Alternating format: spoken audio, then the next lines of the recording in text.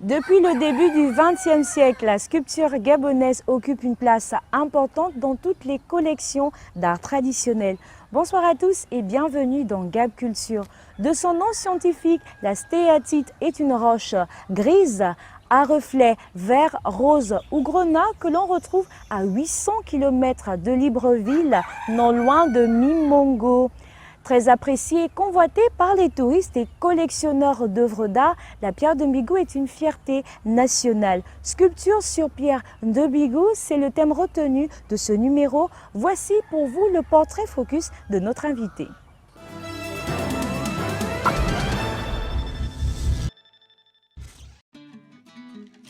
Maître Aubin Joseph est né le 30 avril 1952 à Port-Gentil. Il est originaire de la province du Moyen-Ogooué. C'est un sculpteur professionnel. Il fait son cursus primaire et secondaire au Gabon avant de se rendre au Congo où il va être diplômé de l'Université nationale du Zaïre à l'Académie des beaux-arts de Kinshasa en option sculpture et modélage. Il va fonder avec ses confrères l'Association gabonaise des artistes plasticiens AGAP. Autour des années 1981, il devint le directeur de l'École nationale d'art et manufacture, ENAM, jusqu'en 1992. Pendant plusieurs années, il est membre permanent du jury au Salon d'octobre du Centre culturel français Saint-Exupéry à Libreville. Maître Aubin Joseph est calme de nature, aimable et il prend plaisir à observer la nature où il puise son inspiration. Il participe à plusieurs activités artistiques telles que le Festival des Arts Nègres de Lagos au Nigeria, au Festac où il représente le Gabon en 1977. Plusieurs distinctions honorifiques à son actif. Il obtient le premier prix d'honneur du 12 mars en 1979 à Libreville. En 1984, le premier prix de sculpture sur l'immeuble du pétrole, également lauréat pour la réalisation d'une sculpture au siège de la Banque des États d'Afrique centrale à Yaoundé. 3 fois primé au Salon d'octobre en 1978, en 1982 et en 1983 à Libreville. Cette même année, il est lauréat pour la réalisation de 2 sculptures monumentales à la BESC à OIM. Il représente le Gabon en Allemagne à l'exposition Gabon un autre visage et au sommet africain américain en 1992 et 1993. Maître Aubin Joseph est chevalier de l'Ordre national du mérite, également chevalier de l'Ordre de la Pléiade, Ordre de la francophonie et du dialogue culturel. Il est veuf, père de 6 enfants. Vous l'avez compris, nous sommes en compagnie de Maître Aubin Joseph avec qui nous allons parler de la sculpture sur pierre de Mbigou. Maître, bonsoir. Bonsoir. Et bienvenue dans Gab Culture. Merci beaucoup. Alors déjà, la première question, ce serait de savoir depuis combien d'années est-ce qu'on utilise la pierre de Mbigou au niveau du Gabon? On utilise la pierre de Mbigou au niveau du Gabon depuis longtemps, depuis nos ancêtres. Il faut dire que déjà dans le village que vous avez cité, c'est-à-dire autour de Mimongo, les gens utilisaient la pierre pour faire des pots à Ogan. D'accord. Et après, les administrateurs coloniaux qui étaient là avaient trouvé une beauté à cette pierre. Donc ils ont tenté de faire en sorte que des formes autres que celles qu'ils voyaient puissent y surgir. C'est ainsi que la pierre est née dans ce coin de Mbigou. Et à l'indépendance, l'État gabonais s'est contenté de faire venir beaucoup de ces artistes à Libreville. Ils ont travaillé au lycée technique, qu'on appelait à l'époque le lycée technique Albert Bernard Bongo. Aujourd'hui, le lycée est devenu Omar Bongo, bien sûr. Et ils ont créé le village qu'on appelle les Badeng, là où se trouve une coopérative de sculpteurs Mbigou. Et excepté la ville de Mbigou, est-ce qu'on retrouve encore dans l'ensemble du territoire national d'autres endroits où on trouverait une petite différence avec la pierre de Mbigou? Presque plus, hein, parce que la plupart des sculpteurs qui se trouvaient à Mbigou où leurs descendants, leurs fils, sont remontés à Libreville, donc se sont retrouvés autour de la coopérative d'Alibadeng. Voilà. D'accord. Bon, maintenant, parallèlement, l'ENAM forme aussi des sculpteurs. Donc, on peut trouver dans ce milieu une floraison de jeunes artistes qui font dans la sculpture. On l'appelle généralement pierre de Mbigou. Est-ce que si on la trouverait à Congo ou même à Larsoville, elle garderait le même nom? Oui, c'est comme ça qu'on l'a reconnue. Et elle se démarquerait avec quelle précision? Ben, parfois, comme vous l'avez dit, au niveau des nuances, comme je l'ai dit, vous l'aviez dit très bien, il y a des nuances grises parfois, certaines un peu vertes, d'autres roses, tout ça. Mais ce type de roche, on l'appelle, la stéatite scientifiquement, c'est appelé dans notre jargon, pierre Mbigou. Alors cela fait plusieurs années que vous êtes un sculpteur sur pierre de Mbigou. Et donc dites-nous comme ça, quelle est la particularité pour être un sculpteur de Mbigou? Que faudrait-il faire? Pour être sculpteur de pierre de Mbigou, en ce qui me concerne, j'ai été élève à la section artisanale du lycée technique. Là, on nous a formés dans la peinture, les dessins et tout ça. À partir de là, j'ai vu les sculpteurs du village d'Alibadeng sculpter et ça m'a donné une idée. Donc, je suis parti en formation dans une école supérieure des beaux-arts. J'ai pris pour option d'étudier la sculpture. Et quand je suis rentré, vous vous imaginez que ce que vous avez appris à l'école et la réalisé du terrain. C'est tout autre chose. Je me suis mis un petit peu, j'ai encore observé ces gens et puis je me suis mis à commencer à sculpter. Et on a trouvé que ma pierre était originale. C'était de la pierre de Mbigou, mais différemment exprimée par rapport à ce que faisaient les autres. Voilà comment une nouvelle tendance de la sculpture de la pierre de Mbigou est née. Alors j'imagine que vous avez formé pas mal d'élèves. Ouais. À ce jour, est-ce qu'on a quand même des femmes qui arrivent à sculpter et qui ont des grands noms reconnus au niveau du Gabon? Ben, je connais particulièrement deux que j'ai suivis à l'époque. C'est par leur prénom, les noms, vous imaginez, sont un petit peu éloignés. Il y a Joséphine et Simone, deux anciennes. Simone, je l'avais envoyée en Italie, elle est partie aux Beaux-Arts en Italie. C'était Joséphine qui était en Italie et Simone était envoyée en Corée. Simone est actuellement professeur à l'ENAM, de sculpture à l'ENAM. Donc c'est possible en fait, pour une femme de pouvoir, c'est possible, que ce soit enseigner ou même pratiquer l'art sculpté. Absolument, absolument. Alors dites-nous, maître, vous qui avez été directeur de l'ENAM, quels sont les outils que l'on utilise généralement pour pouvoir sculpter une pierre de Mbigou? Ben, à l'époque, les sculpteurs utilisaient l'herminette, c'était un instrument qu'ils fabriquaient pour pouvoir sculpter. Aujourd'hui, on utilise des ciseaux, comme quand on veut sculpter du bois, par exemple, les mêmes types d'outils, il n'y a rien à faire. C'est toujours des matériaux artisanaux? Oui, ce sont des matériaux artisanaux. Mais maintenant, même dans l'industrie, hein, il y a des instruments qui s'apprêtent que vous pouvez récupérer dans les CK Gadis et tout ça. Vous avez des instruments de taille qui sont adaptés. Et vous avez une préférence quand même, parce que je sais également que vous sculptez sur du bois. Mais oui, justement, je sculpte un peu sur le bois, ou j'ai sculpté un peu sur le bois. Je n'ose pas tellement parler, parce que c'est la pierre de Mbigou qui a été mon point de chute. Mais nous utilisons beaucoup des ciseaux, les mêmes ciseaux qu'utilisent les menuisiers aux ateliers. Bon, en voyageant, moi j'ai vu des instruments qu'utilisent les confrères européens, c'est beaucoup plus développé pour la sculpture sur pierre. Mais ici, il n'y en a pas beaucoup. Il n'y en a pas tellement. Il n'y en a pas. Alors, dites-nous, parce que c'est vrai qu'on constate quand même, on a la possibilité d'avoir vos chefs-d'œuvre un peu partout sur Libreville et même à l'intérieur du pays. Et là, on se pose des questions. Cela va faire 10 ans qu'on ne vous a plus revu, qu'on n'a plus vu vos chefs-d'œuvre exposés. Pour quelle raison? La raison est très simple. Ça aurait été ma meilleure période de floraison en matière de sculpture. Malheureusement, j'ai eu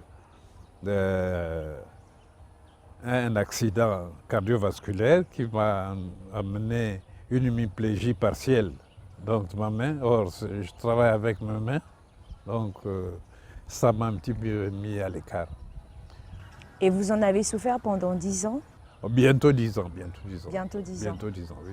Comment vivez-vous le fait que vous ne pouvez plus sculpter aujourd'hui? Je suis très embêté. Ça, c'est pour vous dire la vérité, je suis très embêté. Mais à l'impossible, nul n'est tenu, donc mais j'espère qu'un jour, je me remettrai. Quand le peu de force me reviendra, je me remettrai. Comme vous voyez là à côté, j'ai quelques lots de cailloux bruts que j'ai l'intention de transformer en faire quelque chose. C'est encore possible et nous le croyons, rassurez-vous. Mais merci pour vos encouragements. Alors vous avez été directeur de l'ENAM et on se pose la question de savoir pourquoi est-ce qu'aujourd'hui au niveau du Gabon, sinon même à Libreville, on n'a pas de village culturel? Ça n'a jamais été votre cheval de bataille? Ben, il en était un projet, il y avait un projet à l'époque, vers les années 80. Le site actuel de l'ENAM aurait été le village des artistes. Et les artistes de l'ENAM devaient partir là où se trouve le ministère actuel de la Culture. C'était le don de l'ancien maire de Libreville, Tonton Meman Lubin, qui avait offert ce bâtiment normalement à l'ENAM. Donc l'ENAM devait repartir vers la ville et ici, ça devait être le village des artistes. Et finalement, des années plus tard? Plus tard, bon, malheureusement, ça n'a pas pu se faire. Ça se fera peut-être sûrement. Certainement. Alors dites-nous, maître, aujourd'hui, beaucoup de jeunes se lancent dans ce domaine de la sculpture, mais quand même, est-ce que vous sentez une différence avec votre époque où on avait plus d'adhérents dans ce milieu qu'aujourd'hui?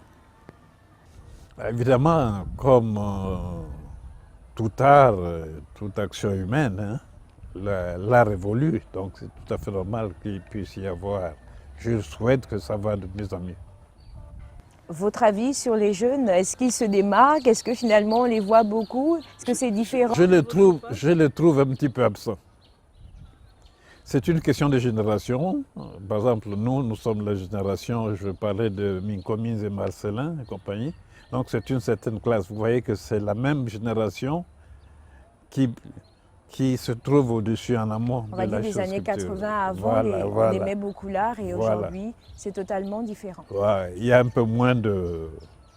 Je trouve que les jeunes s'y impliquent de moins en moins. Est-ce que ce n'est pas finalement à cause des cours dispensés et on va peut-être dire la finalité au sortir des écoles? On se poserait la question, j'ai l'impression qu'il y a moins d'engouement que par le passé.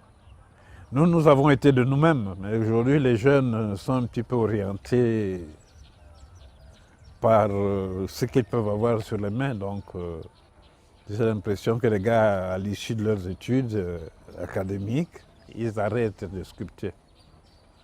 Alors que ça devait prendre de l'ampleur, à mon avis. Et si on parlait d'industrie culturelle au niveau du Gabon, est-ce que vous pensez qu'on a la possibilité de produire en masse nos objets culturels en rapport bien sûr avec la pierre de Mbigou? Je serais pondéré à la matière. Pour quelle raison?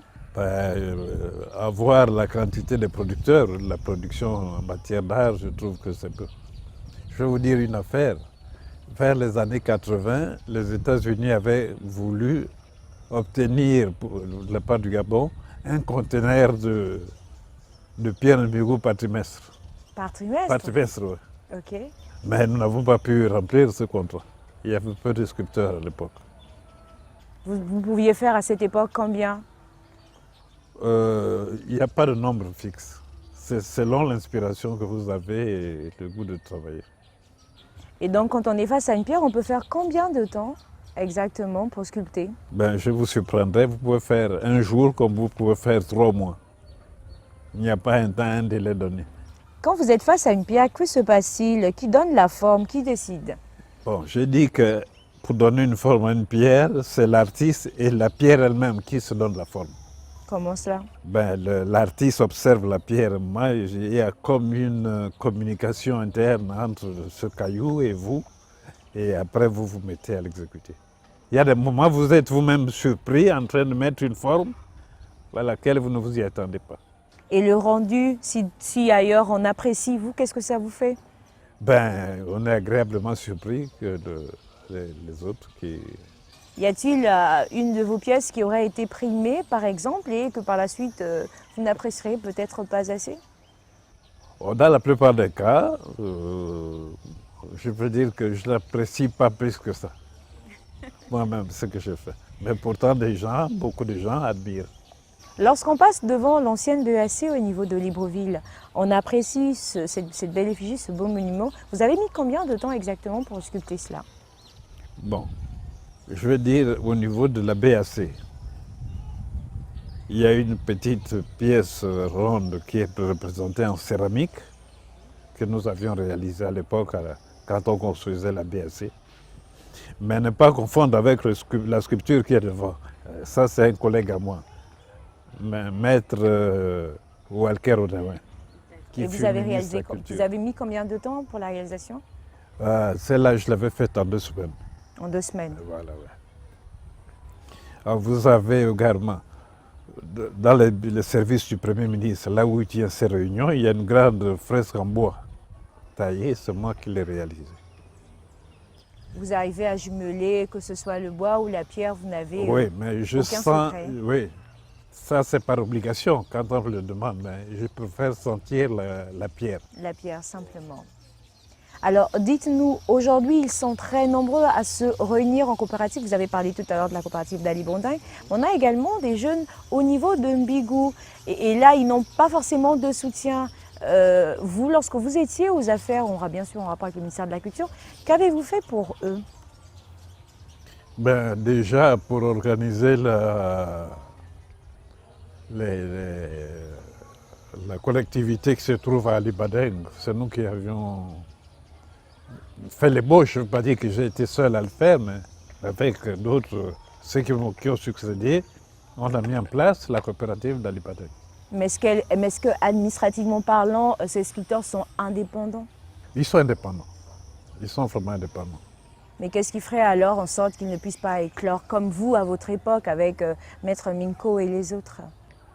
Ils ont une autre approche. Hein. Ils ont une autre approche, c'est faire et manger tout de suite. On a produit quelque chose, on vend et on mange. Or, nous faisons, on réfléchit sur la qualité de ce que nous pouvons faire. J'ai rarement vendu une œuvre en dessous de 300 000 francs. Je n'ai même pas besoin de demander le prix. Quand quelqu'un venait, il regardait, me disait, maître, c'est combien? Votre prix est le mien, généralement. La maison où je suis ici, je l'ai construite à partir de mes sculptures. Donc, c'est vous dire que ça peut rapporter. À l'époque, ça rapportait, on va dire qu'aujourd'hui, c'est limite. Ça devait être mieux. Ça devait rapporter davantage, mais les gens... Je pense que les gens qui ont l'activité en cours, je veux parler par exemple de Maître Minko et compagnie, ils vivent de leur art. Il est retraité aujourd'hui, c'est vrai, mais il vit de son art. Donc on peut vivre de ça. Alors, l'équipe de Gap Culture s'est quand même rendue sur le terrain et on a questionné pas mal de touristes et ils se plaignent qu'on n'a pas la possibilité de se balader avec, lorsqu'on a terminé d'apprécier une œuvre, on ne peut même pas voyager avec plus de 10. Pourquoi ne pas avoir, à ce jour, revu certaines conventions? Oui, c'est vrai. Je crois que ça avait été revu. C'est une difficulté qu'ont les gens qui se procurent de la pierre Mbigou. Elle est protégée. Mais comment vouloir... on veut bien faire connaître un bien culturel et protéger finalement? Voilà, c'est ça, je ne sais pas très bien. Je suis et pour et contre, évidemment. Allez-y, pour, ce serait quoi? Bon, pour que notre œuvre puisse partir, moi par exemple, j'ai eu la chance. Je retrouve mes œuvres sont aux États-Unis, sont en France, en Allemagne et compagnie. Donc de l'extérieur, les gens apprécient. Et un peu jaloux aussi que ça reste sur le terroir, mais ce que nous regardons ici, c'est que l'État ne fait pas assez d'efforts pour pouvoir acquérir les œuvres de Gaboriau. Donc nos clients sont à l'extérieur, c'est ça le problème. Alors en Europe, elle n'est pas appelée pierre de Mbigou, mais on l'appelle pierre à savon. Ah ouais, parce que le même genre de pierre se retrouve dans d'autres régions, en Afrique même au Canada. Il y a une pierre qui est proche de la pierre de Mbigou que l'on trouve au Canada. Mais sauf que c'est la pierre de Mbigou, elle, qui est très lisse, c'est cela. Elle aussi, les autres aussi sont... Qui avez voyagé, vous avez eu la possibilité de toucher ces autres pierres à savon ou avec d'autres noms? J'ai quand même vu quelques-unes, oui. J'ai quand même vu l'occasion. Et quelle était la petite différence? Mais la pierre de Mbigou, ça tape à l'œil. Je peux dire que c'est la meilleure. Dites-nous, Maître Aubin, quel est l'apport économiquement parlant de la pierre de Mbigou dans les recettes au niveau du Gabon? Ah ouais, ça c'est une question... Alors, on va aller dans les années en arrière, hein dans les années 80, par exemple.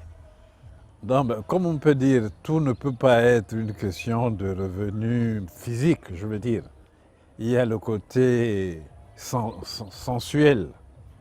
Donc moi je pense que la pierre de Mbigou, ou les œuvres d'art de manière générale, partent de la spiritualité, de ce qu'il y a de beau.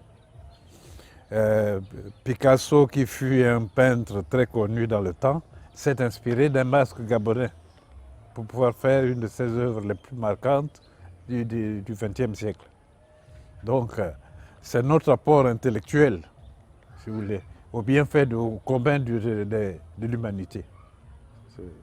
C'est d'abord ça. Alors, tout à l'heure, vous avez dit quelque chose. Vous n'avez jamais vendu une œuvre en dessous de 300 000 francs. C'est rare, c'est rare. Alors, dites-nous, ces fonds, lorsque vous les recevez, donc ils vous appartiennent à vous, il n'y a rien pour l'État gabonais? Ah ben, il n'y avait rien, il faut que l'État gabonais m'ait donné. C'est ce que j'avais dit avec les gens du ministère de la Culture. À un moment, ils étaient intéressés à cela. C'est d'ailleurs pour cela que l'AMPAC existe, c'est pour prendre quelque chose sur les artistes. Qu'est-ce que vous donnez aux artistes? Qu'on fasse la part des choses. Vous nous donnez, nous vous donnons. Donc si vous ne nous donnez pas, ne dites pas qu'on va vous donner. Et qu'est-ce que vous attendez, par exemple, de ces structures, du ministère, de l'État? Ce serait quoi? Bon, par exemple, quand nous avons besoin de matériaux, s'ils peuvent nous permettre d'avoir ces matériaux en contrepartie, nous donnerons une partie de nos œuvres. Vous voyez, par exemple, quand le chef de l'État ou d'autres personnalités reçoivent d'autres collègues qui viennent de l'extérieur, il serait bien heureux qu'un président qui vient de notre pays, le chef de l'État après lui remette par exemple une sculpture en pierre de Mbigou en forme de cadeau. C'est l'image du Gabon qui se vend à l'extérieur. Alors, ce serait une manière de nous de contribuer, n'est-ce pas, au développement de... En près de 30 ans, à ce jour, on va dire que les sculpteurs gabonais, dans leur entièreté, ont tous les mêmes difficultés. Est-ce que c'est normal finalement? C'est pas normal. Pour dire en termes de normalité, je trouve que non, on devait être mieux que ça. Ailleurs, ça se passe bien. Quand on allait en France, pour les rares cas que nous avons eu, quand nous allions en France, en Allemagne, partout, les gens tournaient autour de nous pour voir les œuvres d'art. Ils voulaient acheter. Alors qu'ici, ça n'intéresse personne. Alors, dans le cadre, par exemple, de la musique, on a les droits d'auteur. Et comment ça se passe au niveau des œuvres intellectuelles? C'est un peu dans le même chemin que c'est prévu. Mais je ne sais pas comment ça marche même en musique. Pour eux qui semblaient avoir pris les taureaux par les cornes, je ne sais pas ce que ça donne dans la musique. Il n'y a pas de brevet, rien, non. On se dit juste, je l'ai vendue, elle m'a appartenu, désormais elle appartient à quelqu'un d'autre. Mais dans ce cas de figure, tout le monde peut se vanter d'avoir sculpté un objet. Ça m'étonnerait. Hein? Il y a quand même la reconnaissance de la personne qui a créé l'œuvre. Il reste le maître de l'œuvre. Même quand je vous vends une œuvre, elle reste à moi. Ces liens entre le créateur et son œuvre restent entiers. Même quand nous cédons une œuvre, nous pensons qu'elle reste à nous. C'est comme ça. La suite, c'est avec Culture Events.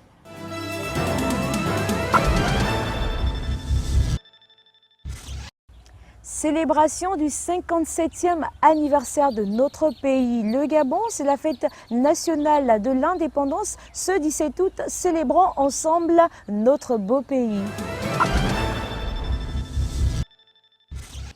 Nous sommes parvenus au terme de notre émission avec Maître Aubin, Joseph. Et là, la question ce serait de savoir, aujourd'hui on fait quand même un constat. Ils sont très nombreux à apprécier les œuvres faites sur la pierre de Bigou et par la suite ils ne veulent pas se les procurer dans les maisons ni même les accrocher. Pour quelle raison? J'avoue que je ne me l'explique pas non plus, parce que la pierre de Mbigou est ici à rendre le côté spirituel de la beauté de la pierre. Et que certaines personnes estiment que c'est diabolique, je ne sais pas à quelle fin ils le trouvent diabolique. Voilà. Je pense que les religions ont un petit rôle aussi éducatif à faire auprès de leurs postulants. Alors, certaines personnes se plaisent à dire que la nuit, ces pierres de Mbigou se transformeraient en esprits maléfiques pour pouvoir embrigader des familles entières. Est-ce que c'est exact? Vous avez au moins ouï dire de cela? Je n'ai jamais vu de mes sculptures venir m'attaquer la nuit pour que je dise que ça s'est transformé. Peut-être qu'ils ressentent des choses, hein, mais à mon avis, ça n'a pas de sens. C'est une affaire spirituelle, c'est une affaire de beauté, essentiellement. Ça n'a rien à voir avec n'importe quelle pratique du mysticisme là-dedans. Est-ce que finalement, ces religions ne sont pas en train de contrecarrer les faits culturels et artistiques dans le pays, dans un pays qui n'est autre que le Gabon? On pourrait se le dire. Vous voyez, quand on parle de la beauté de Saint-Pierre, le pape, vous voyez toute cette beauté qui est là, toutes ces sculptures, ces peintures qui sont là, qui font la beauté. Ce sont des artistes qui les ont créées. Pourquoi nous, ici, nous ne ferions pas, même dans l'église éveillée, agrandir ces promotions en faisant des œuvres d'art? Je ne sais pas pourquoi. On ne serait pas souci. Ce n'est pas incompatible du tout. C'est pas incompatible du tout de jumeler culture et religion. Merci d'avoir accepté notre invitation, Maître Aubin. Joseph, c'était Gap Culture. N'oubliez pas d'aller sur notre page Facebook et bien sûr notre chaîne YouTube. À très bientôt pour un autre numéro de Gap Culture. Sur ce, bonsoir.